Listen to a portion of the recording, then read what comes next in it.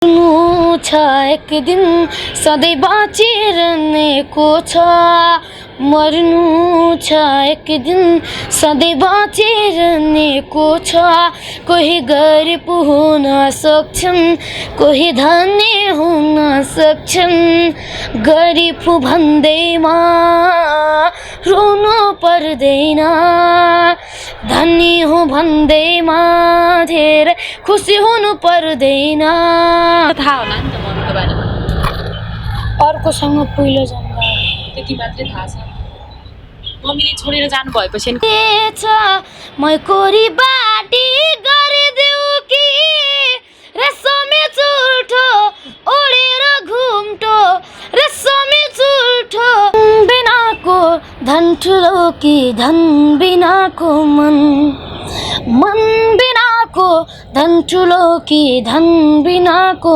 मन टङ्कबाट थाके अङ्कल जस्तै त्यस्तै गर्नु मन लागेको छ उहाँको सबै गीतहरू सुन्नु भएको छ एक दुईवटा मात्रै गीत सुनेर उहाँ जस्तै आमा नेपालमा दुःख छ विदेशमा त पैसाको रुख छ कालो बादल निलो आकाशमा 14 वर्ष गीत गाउनकै लागि हैन यो भन्दा अगाडि पनि राम्रो पनि गीत गाउनु भएको थियो तपाईको स्वर पनि एकदमै धेरै मिठो छ जुन चाहिँ धेरै नेपाली दर्शकहरूले पनि मन पराउनु भएको थियो। दर्शक पनि नमस्कार, तपाईलाई स्वागत छ हेलो टिभी नेपाल र नेपाली स्टार टिभीको यो पर्दामा। साथमा छु म बिन्ता छेत्री। दर्शक पनि तपाईले अगाडिका विभिन्न हाइलाइट्सहरू हेरेर थाहा पाइसक्नु भएको छ आज हामीसँग कुराकानीको क्रममा को हुनुहुन्छ भनेर।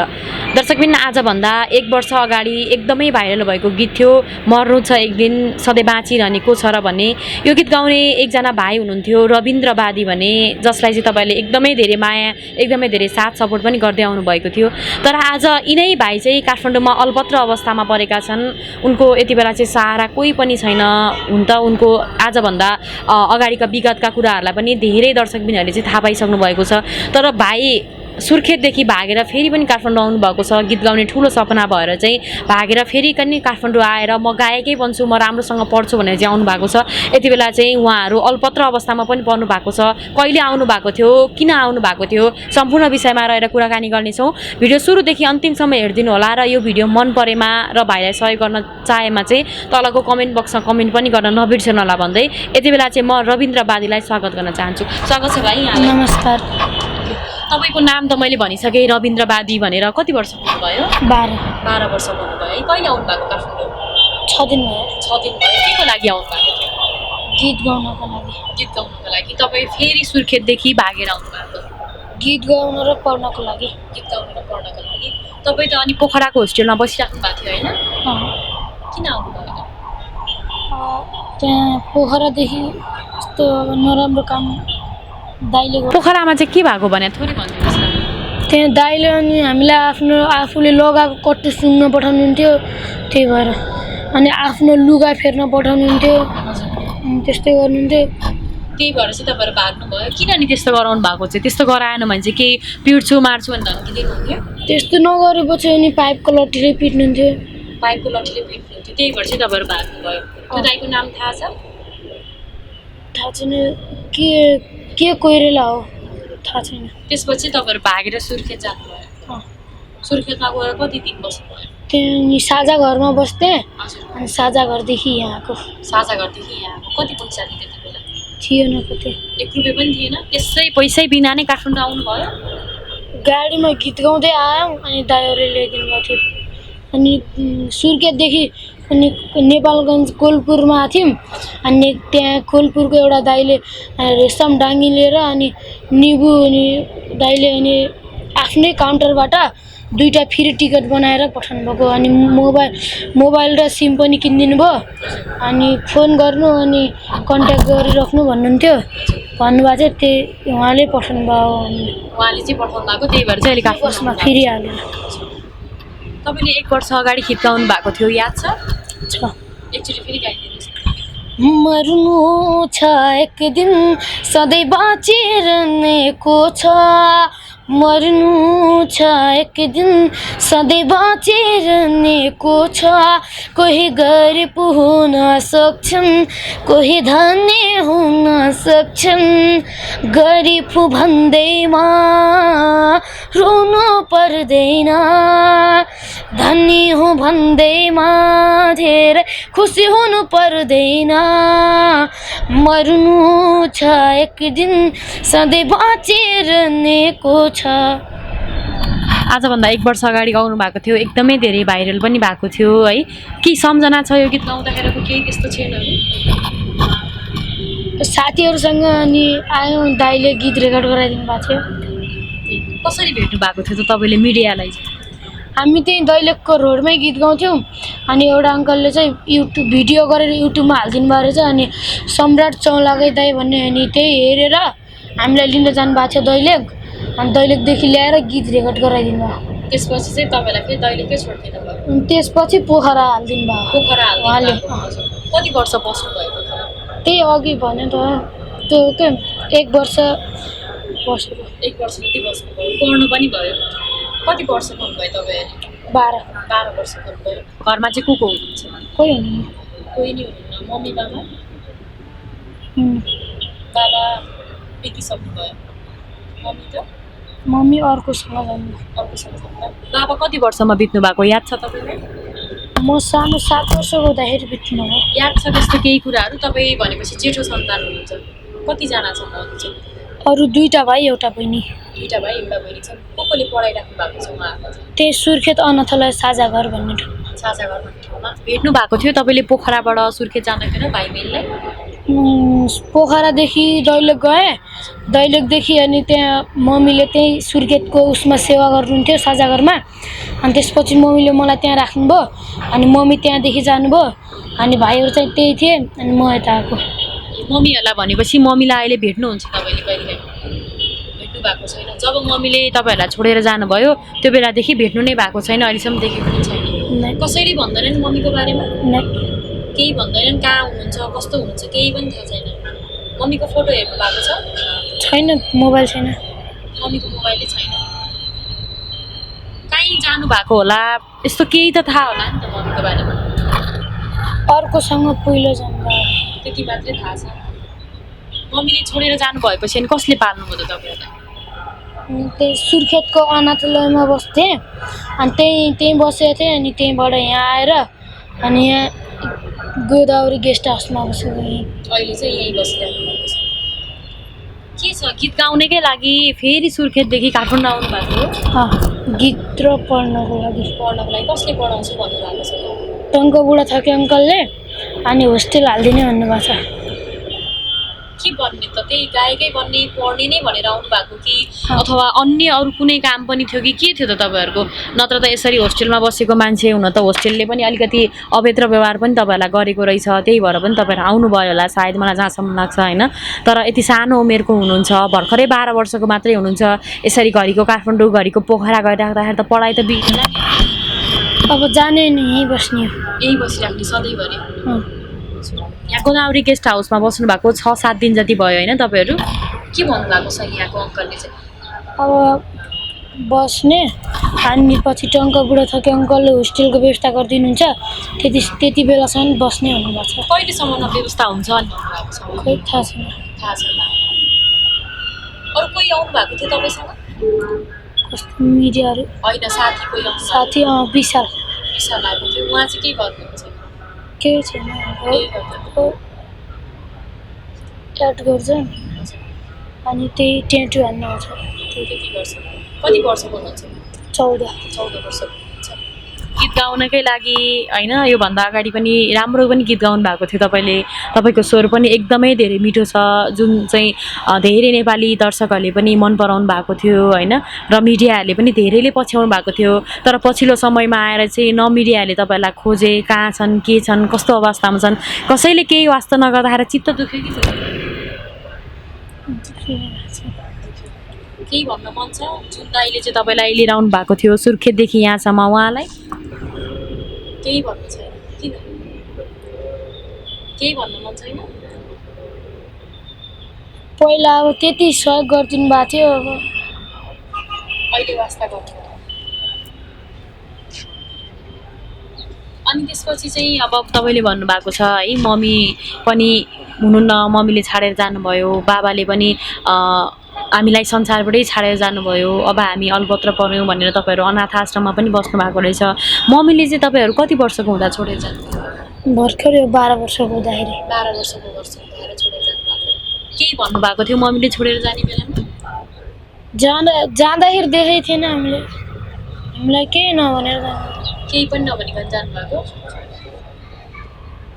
अनि कोसँग जानुभएको, कतासम्म, कता गएको केही पनि थाहा छैन? केही पनि थाहा छैन। भाइ बहिनी कति वर्षको छ?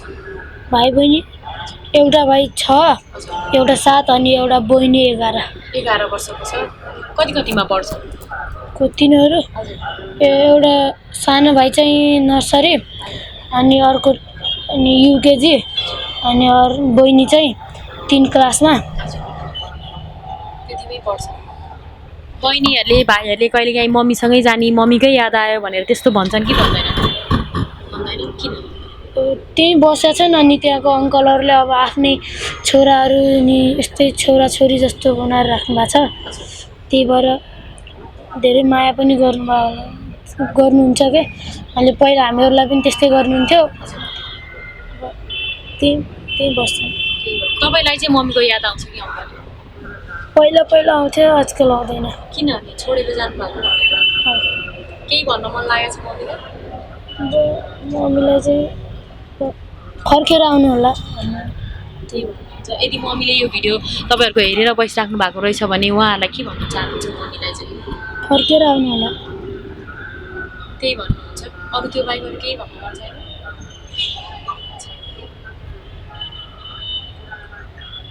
अहिले चाहिँ अब यसरी काठमाडौँ पनि आउनु भएको छ। टङ्क बुढाथोकीजीले चाहिँ तपाईँलाई राख्छु पनि भनिराख्नु भएको रहेछ। धेरै राम्रो कुरा पनि हो। ठुलो बन्छु, गायक बन्छु पनि भन्नुभएको छ। हामी अर्को पनि एउटा गीत सुन्छौँ नि ल, एउटा गीत दैलेख बजार घुम्ने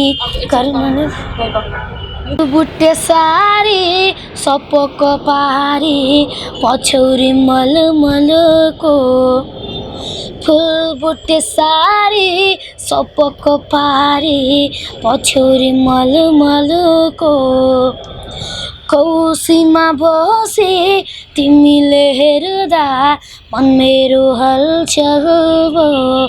कान्छीको केस फिजारिएछ मै कोरी बाटी गरिदेऊ कि रेशमी चुल्ठो ओढेर घुम्टो रेशमी चुल्ठो ओढेर घुम्टो मोहनी रङमा भुलाइदिऊ कि मोहनी रङमा भुलाइदिऊ कि।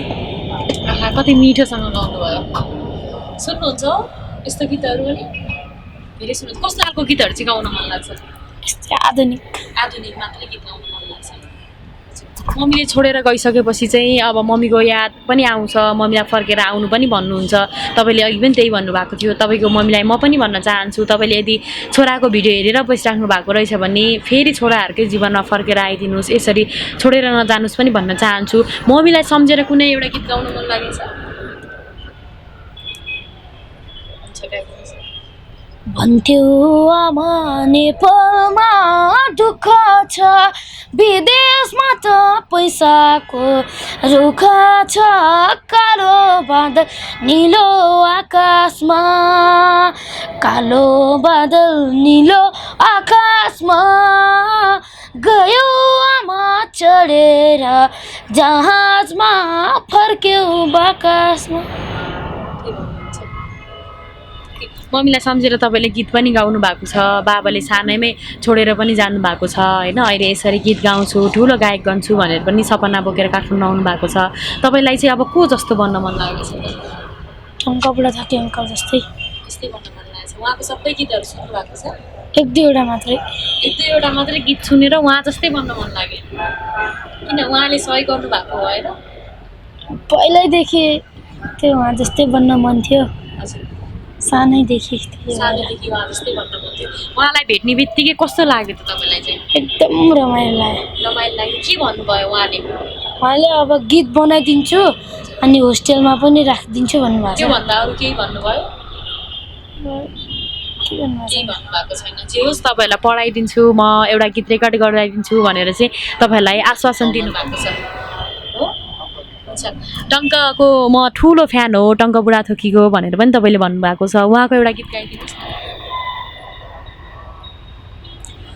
मन बिनाको धन ठुलो कि धन बिनाको मन, मन बिनाको धन ठुलो कि धन बिनाको मन, आकाशैमा उडे जाने हे चरी भन, दुनियाँलाई निहाल्ने त आकाश पनि भन, मन बिनाको धन ठुलो कि धन बिनाको मन, मन बिनाको धन ठुलो कि धन बिनाको मन।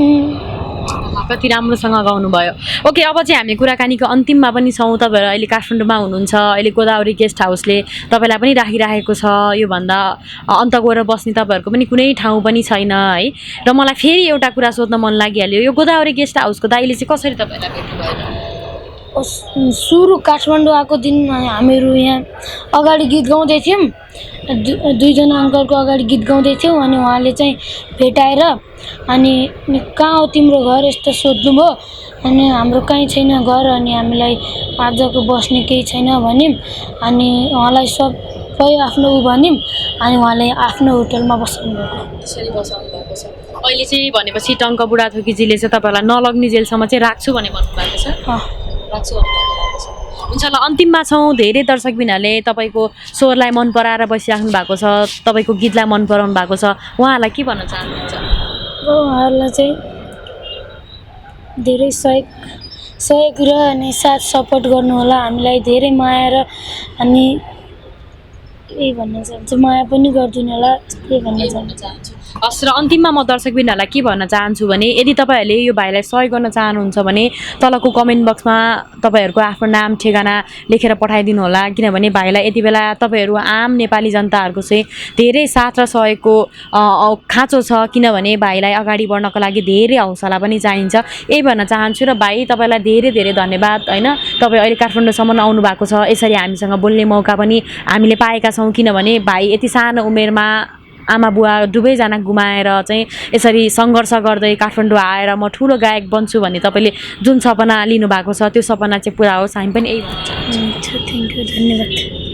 जोडेको नाता तोडेर गयो, पराहेको घुम्टो ओडेर गयो, पराहेको घुम्टो ओडेर गयो, अमाएर तिम्रो डोली जल्ती खोली तारे, थामिएन मेरा आँसु बरबर झरे, थामिएन मेरा आँसु बरबर झरे, हिँडेको बाटो मोडेर गयो, पराएको घुम्टो ओडेर गयो, पराएको घुम्टो ओडेर गयो।